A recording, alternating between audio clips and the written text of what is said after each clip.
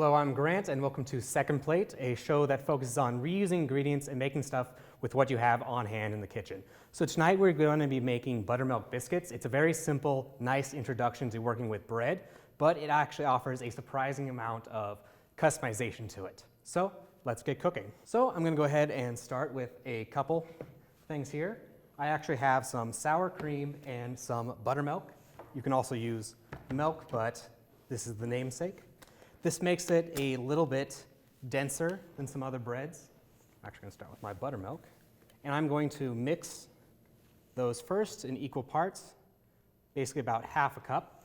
I like to leave a fair bit out just because every time I make bread, I know I want to kind of go back and either add or adjust the recipe.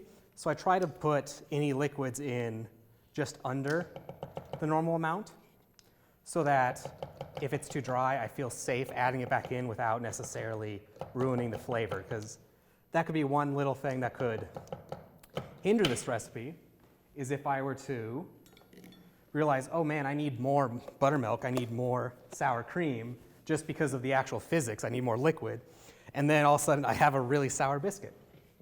So I'm just going to take those and I'm just going to whisk them together to be nice and consistent.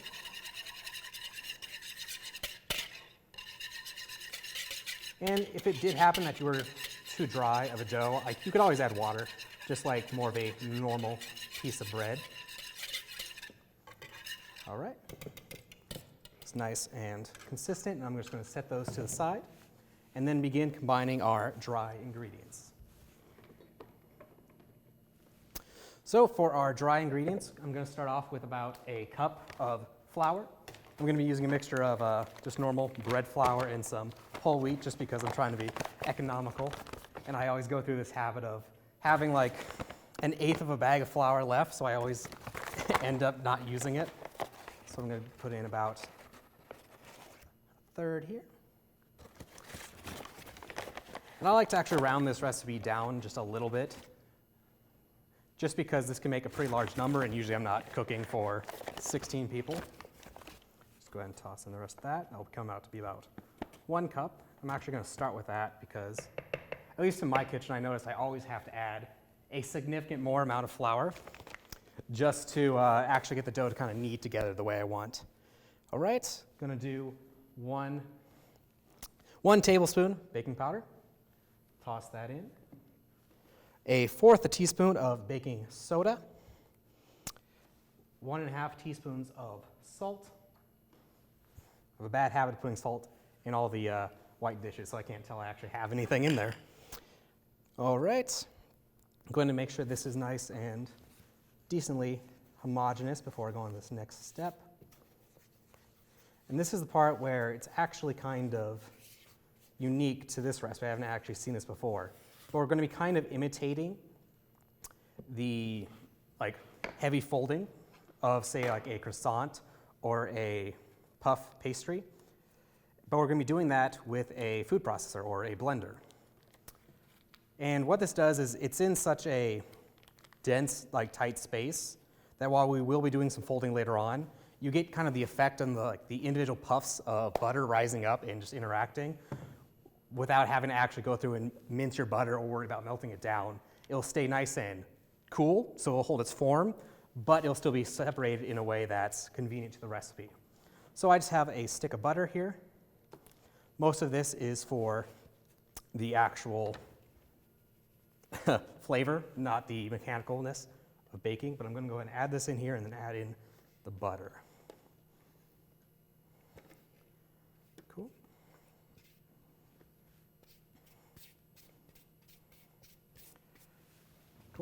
And that's only about half of the flour I need, because I can add the rest in. I just want some to actually kind of hold the butter. So I'm just going to be taking some different pats.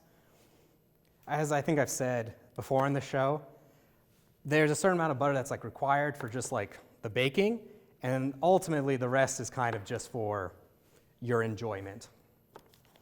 So the full recipe uses a whole stick of butter. That makes about 16 full-size rolls. I'm trying to get that down a little bit because it's pretty much more than I personally need. But do as you see fit. So I'm not going to let it go all the way. I'm just going to kind of keep just oscillating it, because I don't want it to be literally liquefied. I want little tiny chunks of butter just in the flour. Just kind of sift through. You can see now how the butter really mixed a lot better. So I'm going to go ahead and add just a little bit more for when we add the rest of our flour in.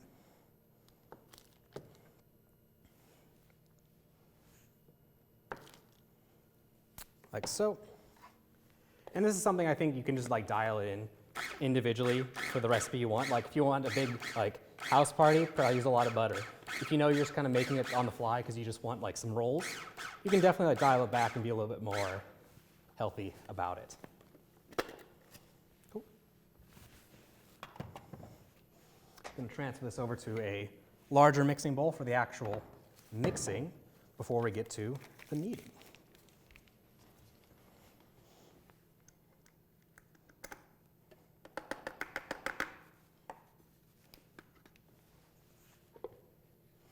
So it doesn't quite come across, I think, until you look pretty close.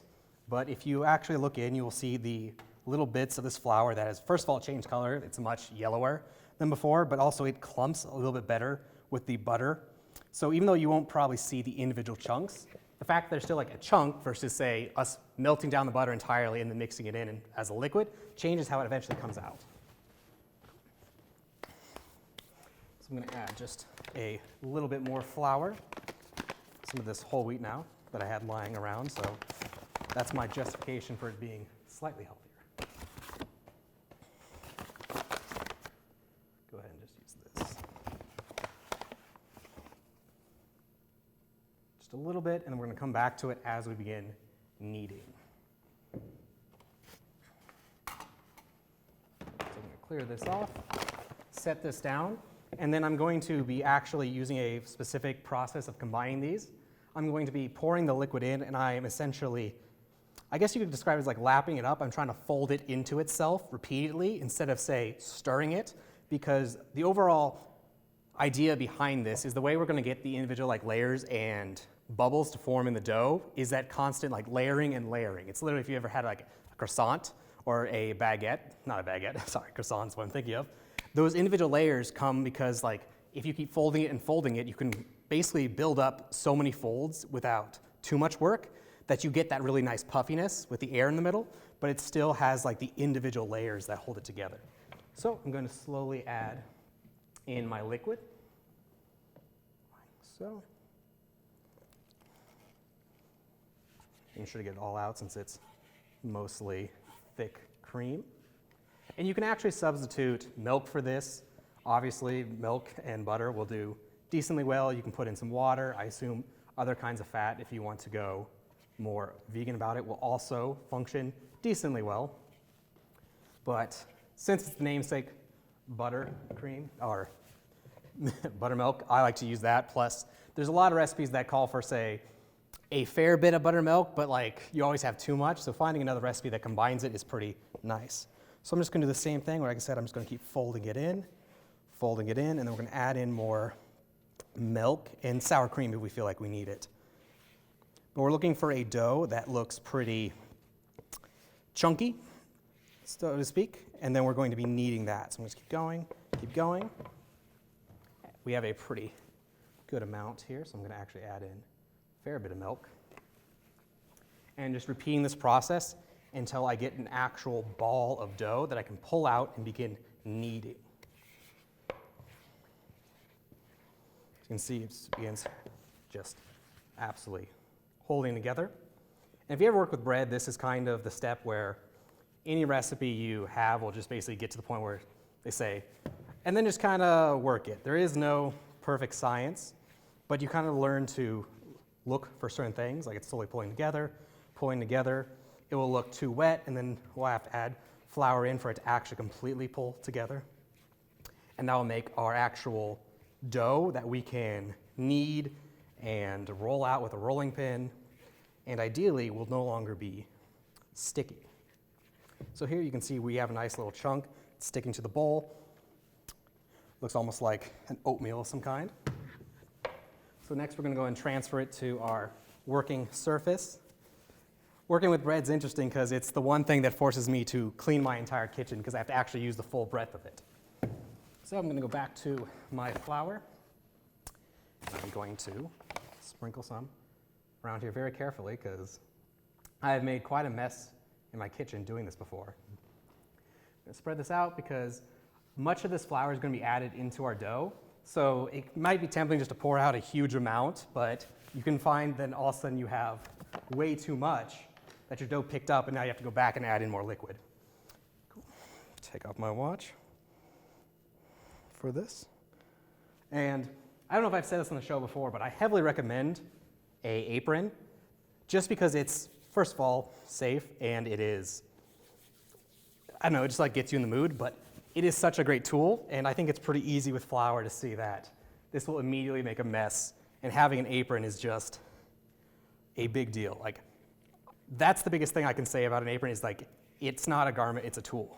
I have many times used it in place of, say, a oven mitt to get something out, or just because like, oh, I want to quickly grab something without worrying if it's hot or not. And an apron can do all that for you. Or just the fact that if you're kind of in a hurry to cook something, like, oh, you got a ton of stuff out on the burners, it's really nice that you can just wipe it basically on the apron instead of finding like a towel or something. Cool, gonna get this out. Feel free to use my hands here because I'm about to get inside here. Set that down. I'm gonna pull out my bench scraper. This is a bench scraper. This is another thing I found working with food that probably don't have in your kitchen. It's extremely useful for cleaning, just working with bread, because as long as you have a flat surface, you can just scrape so much up. And especially with bread dough, this is so useful and help clean your kitchen so fast. Cool, so I'm just going to slowly begin kneading this.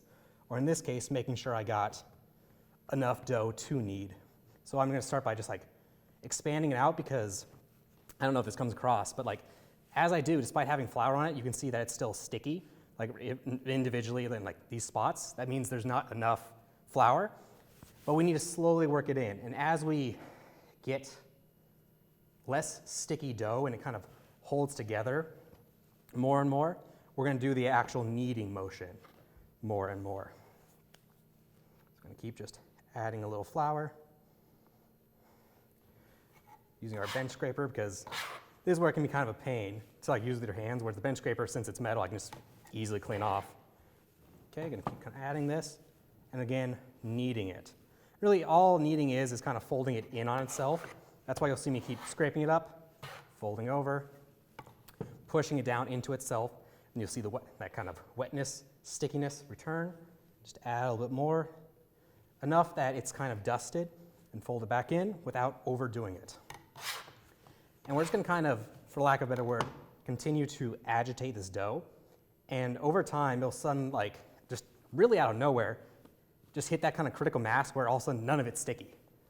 So it'll look like it's not doing it, and then all of a sudden, boom, we have our dough.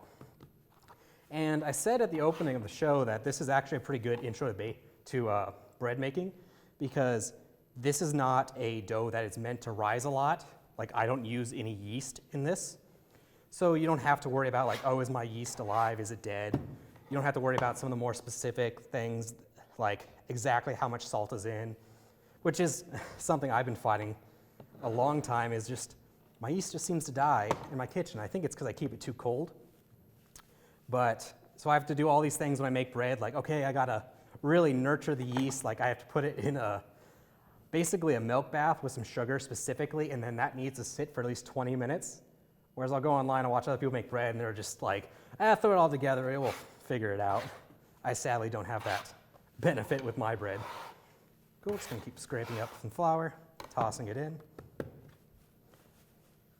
I would imagine, I haven't tested with this recipe, but when I've been making bread other times, you can use like say a KitchenAid mixer to great effect to help knead your dough. So theoretically, you could do pretty well with this recipe with that to kind of take out some of this work. You would just need to use the dough hook and then keep eyeing it for when you need to add in flour, because then it's very clear when it holds up to a ball because it will just stick to the dough hook. Okay, keep going. And it's interesting with kneading, a lot of recipes, because it's so guesswork in a way, they don't tell you to knead necessarily for consistency or for a certain level of stickiness, but just so many minutes.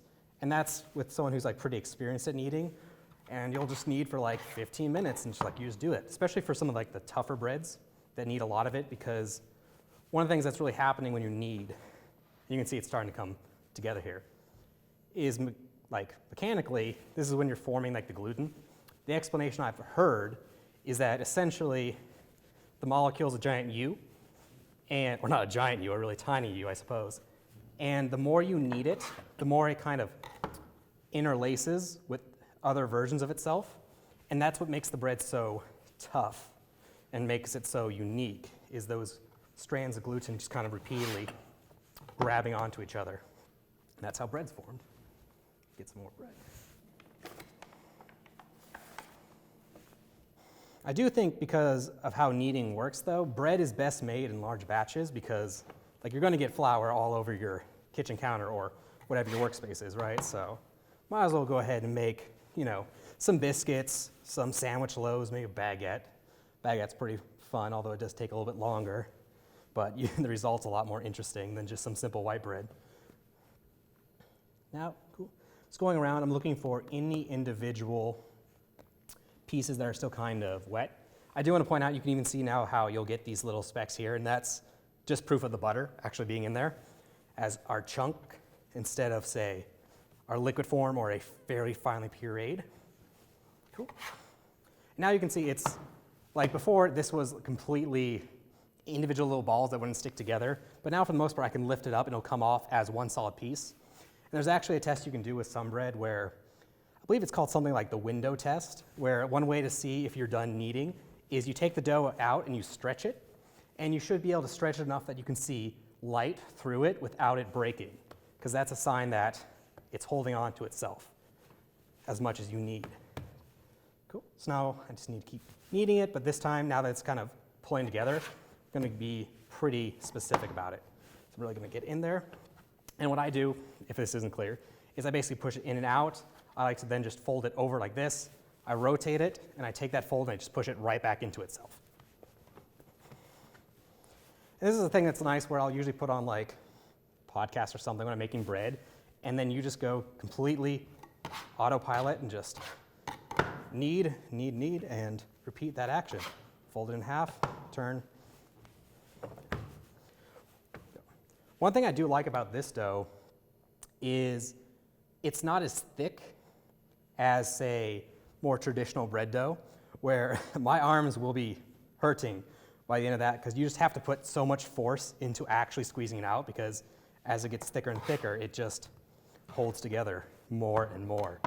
Because of the buttermilk and the cream, sour cream I should say, I keep confusing myself with a later recipe we have tonight, it doesn't get as tough, which I think is kind of interesting because as a bread, it's a lot tougher than sandwich bread because you don't have the rising in the biscuits like you would for sandwich bread. Okay, we're almost there. A couple more iterations, but we're not just done folding yet. Need to get some more in my hands. And this is why I said earlier I kind of like to leave it out, because you can get to a point where, depending on how good your kneading is and how well it distributes the flour, you might be over-flouring some of your bread just because you need to mechanically add more so it doesn't stick to, say, your surface. But really what I'm looking for is we're going to be rolling this out with a rolling pin, and I need it to not be able to hang onto that.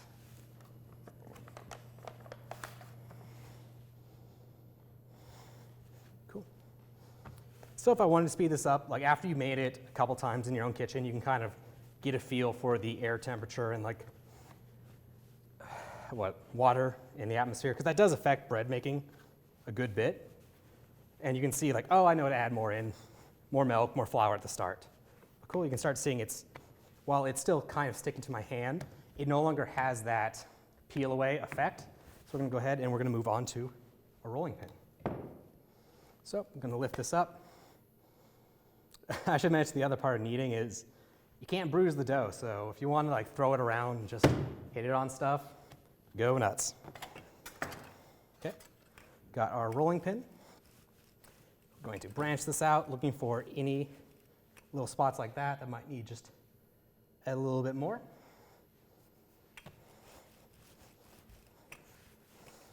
I'll be honest, I never use these. I always use the center of the roll. Just consistently seems to work out so much better. Okay, put that around here, flip it over.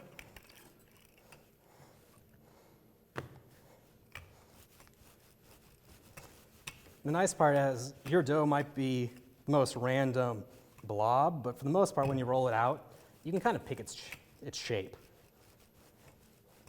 And we just need it to be decently uniform. We do have the benefit of, with biscuits, we're going to be cutting this up in different sections. So it doesn't really matter if you have, say, a really thin chunk over here and something thicker over there.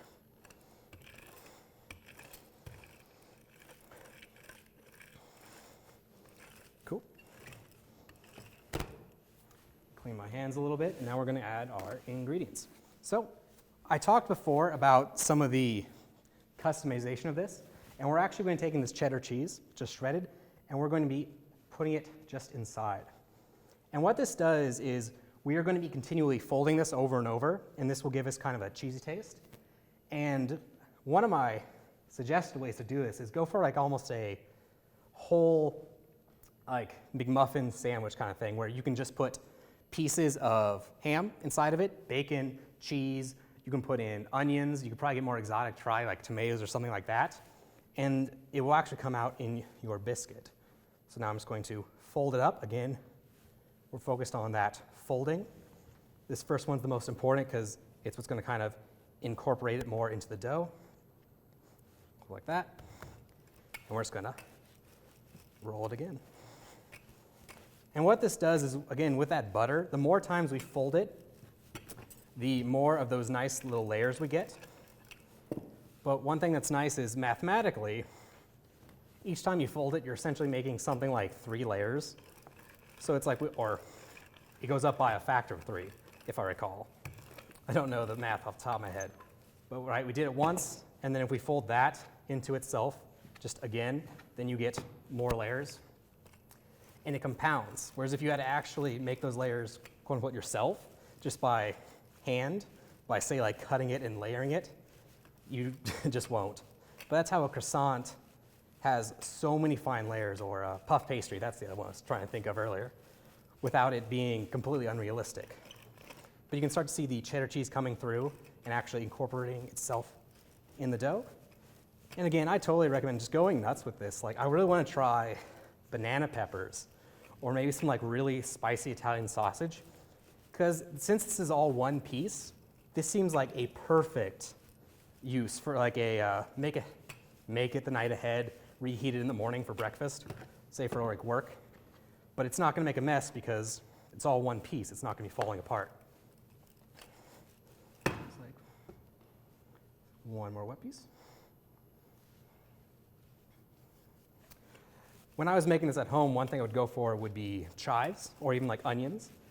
But like I said, it's really whatever you want to use this for. I think cheddar cheese is the easy like shoe in, because this doesn't have to be a breakfast dish. Could be just with a different meal. Like actually what this is going to be used for is in our next show, I'm going to be making chicken corn chowder. And because this is so dense, but it has that sour creaminess in the cheese, I like to either serve it with the soup directly, or if you have, say, leftovers of this, cube it up and just add it to the soup directly, close to when it's done. And again, that creaminess really comes through, but you get that nice chunkiness that you want in a chowder. And it really takes it just like to the next level. Like, I just tried it on a whim. I didn't see any recommended recipes that did it, but I could tell as soon as I put that in, it was so much better. Cool. Now it's just going to be a general eye test about when we want to stop. So I'm going to get this out into even parts, and we can go ahead and toss it in. So I have our oven currently preheated to 425 degrees. These cook pretty quick, about 15 minutes. And they have the added benefit of they cook very uniformly depending on how big you make them. So for the most part, as long as you keep an eye on them, you can't really burn it. And that's kind of the nice thing here is, as far as I know, as long as you refrigerate it, you can keep this dough a pretty good amount of time. Go ahead and square this out. So you can probably freeze it, I haven't tried that, but just make it the night before, which is essentially what happens if you ever get those Pillsbury versions of these that have that tab that pops really loudly. It's essentially that same kind of biscuit. So it's like you can make it ahead, not worry about it, toss it in the oven, and just kind of keep an eye on it while you prepare whatever else. Cool. Let me clear off our pan. Extra flour won't hurt it. Going to just put some cooking spray. And we're going to start sectioning this off. Again, I heavily recommend a bench scraper because you could do this with a knife, but like pretty much not going to cut myself with this. But it's extremely effective. Very much like playing with like Play-Doh as a kid. I'm just going to section this off just however I see fit. And this isn't directly one-to-one, so like this can be one of our biscuits. I'm just going to roll this up in a ball by going 2 separate directions. Just kind of get it down, and I like to pat it. If you ever make like a burger patty, it's the same kind of image where I just keep hitting it on the top, and if I have like, say, a bit of it that I want to round off, I'll just go ahead and like put it just towards the side of my hand and just kind of keep hitting it while I use my hand to form it out. Do the same, flip it over, and we got our biscuit. They do contract a little bit because again, they're not rising dough. So you want to, much like a hamburger patty, give like a little divot and expect it to pull together. So if you want like nice uniform biscuits, make sure they get down pretty low because otherwise they will pull themselves back into a ball. Cool. Now we're just going to do the same with the rest. Cool. Form this up. And for our final step, I just have some simple butter here, and I'm going to be brushing it as best as I can.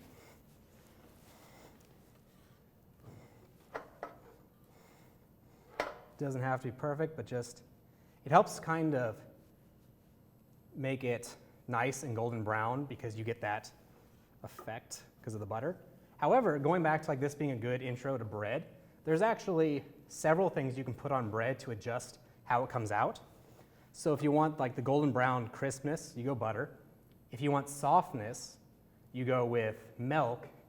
And if you want something very hard and crunchy, you go with egg whites / egg wash, like you would on, say, a baguette. And that already is like such a neat trick because, of course, most recipes will call for one or the other. But if you know, like, hey, my sandwich bread is coming out really soggy, knowing you can go for the egg wash or vice versa, go for like the milk if you want something softer so it cuts better. Just having that kind of in your playbook is a nice deal. Okay, got our biscuits. Now we're going to add them into our oven, which again, 425, it's going to take about 15 minutes. After about 15 to 20 minutes, they're going to be looking decently golden brown. A nice benefit of this is there's no eggs in this recipe, like a cake, so you're pretty good pulling them out as soon as you see that they are good. Made these nice and crisp, because I like having that crust. So we're going to go ahead and plate these up. So let's pick one here to kind of slice into as our test, and plate the rest of these up.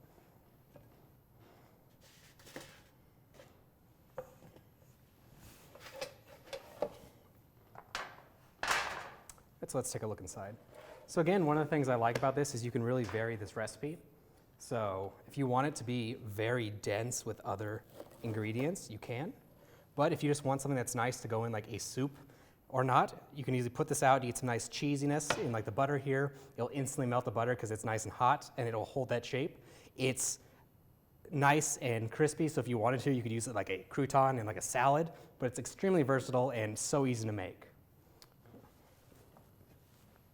So, heavily recommend this, and it's super fun to experiment. And if you like the kneading of this, I really recommend looking into actual bread making because there's a whole world of that to explore. So once again, I'm Grant. This has been Second Plate, and thanks for watching.